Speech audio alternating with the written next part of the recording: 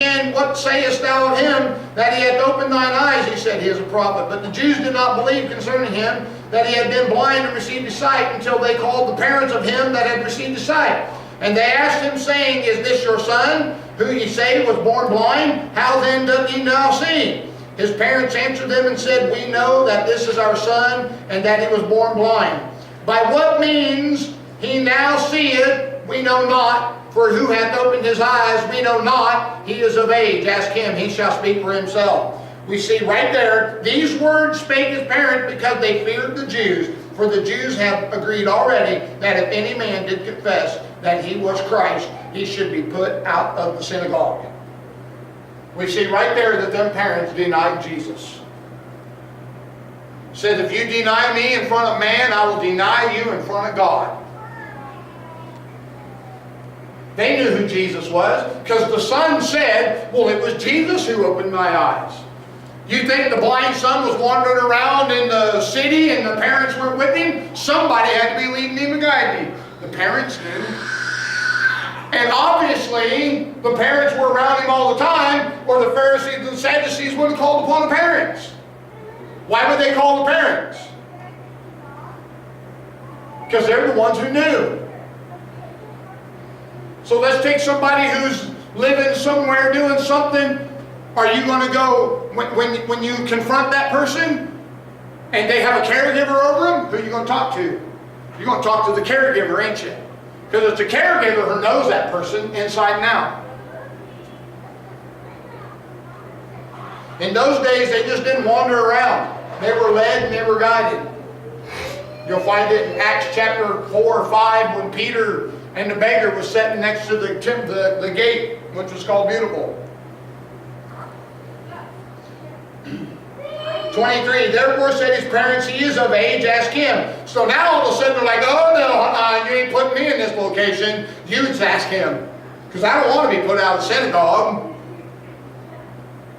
Then again called they the man that was blind, and said unto him, Give God the praise. We know that this man is a sinner. He answered and said, Whether he be a sinner or no, I know not. One thing I know, that whereas I was blind, now I see.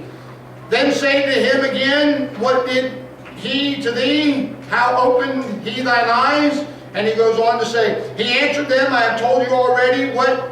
Now look at this. He answered them, I have told you already, and you did not hear. Wherefore would you hear it again? Will ye also be his disciples? So now we have a blind man that's preaching to the Pharisees and the Sadducees. He's saying, what's wrong with you people? Can you not see he performed a miracle? Open your eyes and see the Word.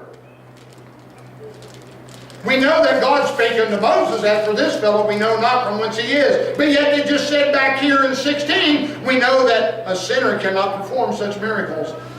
30, then the man answered and said unto them, Why herein is a marvelous thing, that ye know not from whence he is, and yet he hath opened mine eyes. Look at this in 31. Now we know that God heareth not sinners, but if any man be a worshiper of God, and doeth his will. There's the key. Doeth his will. What is his will? That there be no devils inside this body. That there be no sin inside this body.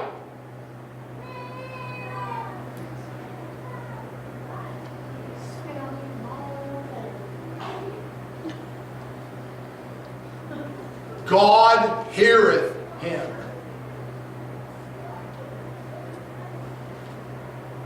And we see that case with Crystal. She was here, she fought, she left, and hell followed her. And the moment she come back and got in his will, she could see clearly.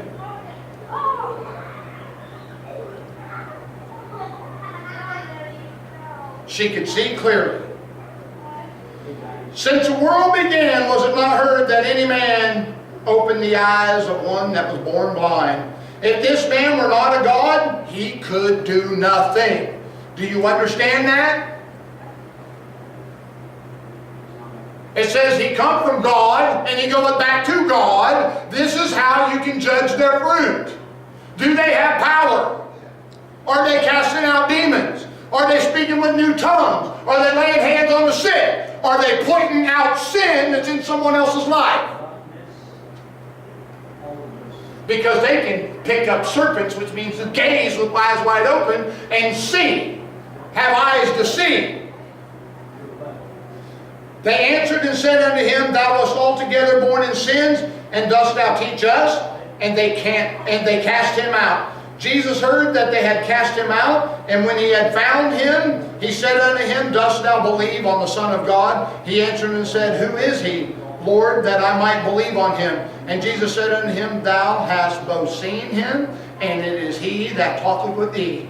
And he said, Lord, I believe, and he worshipped him. And Jesus said, For judgment I am come into this world, that they which see not might see, and that they which see might be made blind. And some of the Pharisees which were with him heard these words, and said unto him, Are we blind also? Jesus said unto them, If ye were blind, ye should have no sin. But now ye say, We see, therefore your sin remaineth. Now wait a minute, if I'm blind, how can I see?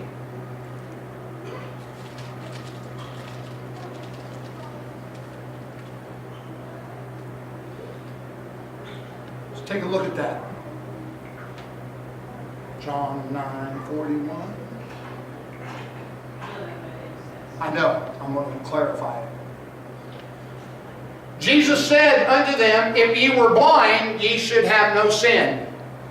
That word blind there means mentally blind. Alright? Smoky.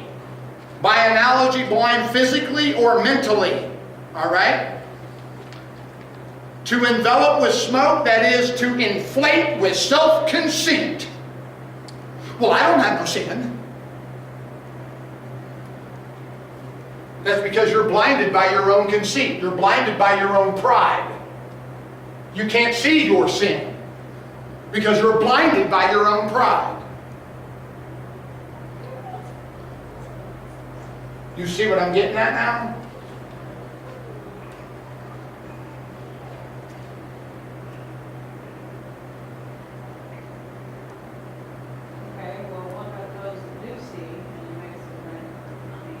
To raise a smoke, to wrap in the midst, metaphorically, to make proud, puff up with pride, render insolent, to be puffed up with haughtiness or pride, to blind with pride or conceit, to render foolish or stupid, be clouded, be sodden. Okay, so wait. Jesus said unto them, If ye were blind, ye should have no sin. But he's saying to them, But now ye say, We see. Therefore your sin remaineth, because they could see Jesus Christ. And Jesus brought them the Word. Don't he say those who can't see have been blind or something? No, he says that those... Huh? Those who can see, those that are not blind, have come to blind, and those that are blind have come to unblind or something. I don't know where you got that at. I think I've heard of the scripture, but this is talking about this scripture here. Right, bud. Huh? 39. No, I did not. 39, yes you did. Okay, for judgment I am come into this world, that they which see not might see, and that they which see might be made blind. Yeah. Okay, so the first shall be last, and the last shall be first. Okay, so he's saying that the sinners, let me finish, the sinners, they see me. I have come to them. I am a light to them. If thy eye be light, how much darkness is in you? See what I'm getting at? For judgment. All right, now wait a minute. For judgment. Notice the word judgment there. I am come into this world, that they which see not might see.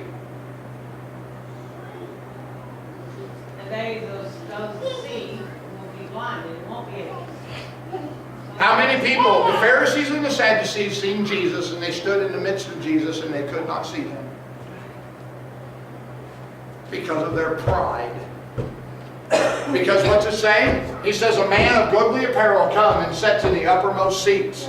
You place him in a good place. You cherish your uppermost seats in the synagogue, the uppermost seats in the wherever it is You cherish them places. You dress your phylacteries and you pray on the street corner for the whole world to see.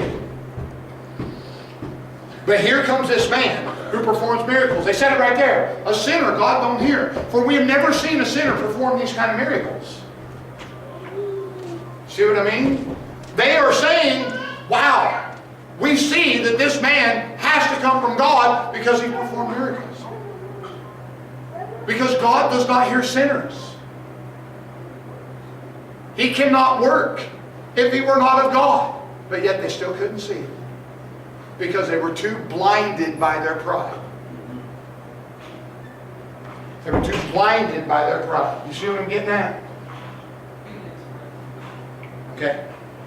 Yes, Chris. Can I take a stab at it? Yeah, go ahead. What you're trying to say. I think what he's saying is that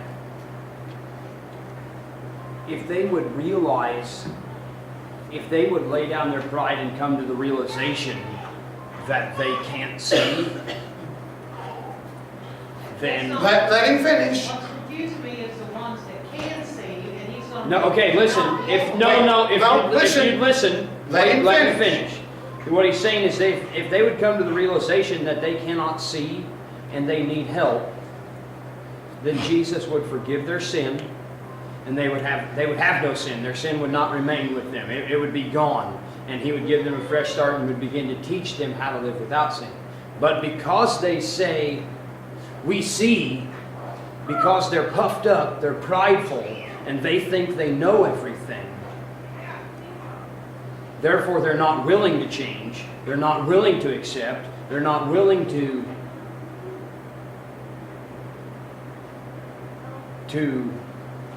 allow the light to come into the darkness. Yes, they're prideful, and so he said, therefore your sin remains.